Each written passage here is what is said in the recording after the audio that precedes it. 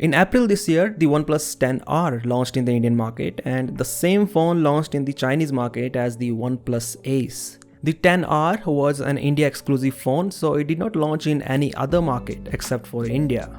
It was also quite an interesting phone because this was the first high-end phone by OnePlus to not have an alert slider.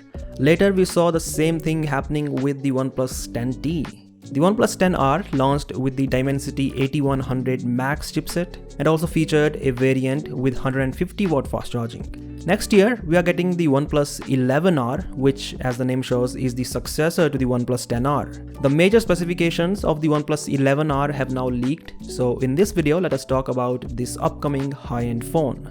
First thing first, while the OnePlus 10R had a MediaTek chipset, the OnePlus 11R is powered by a Qualcomm SoC. The chipset is Snapdragon 8 Plus Gen 1, so that is the same chipset that also powered the OnePlus 10T. Compared to the Dimensity 8100 of the 10R, the Snapdragon 8 Plus Gen 1 is definitely a big upgrade in terms of raw performance. The OnePlus 11R also has 100-watt fast charging, which might not be as fast as the 150-watt charging of the OnePlus 10R, but it is definitely faster than the OnePlus 10R variant with 80-watt charging. The battery size is the same, that is 5000 mAh.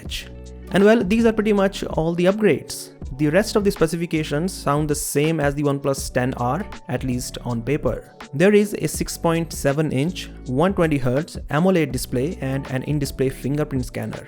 The triple camera setup on the back includes a 50-megapixel primary shooter, an 8-megapixel ultra-wide, and a 2-megapixel macro camera.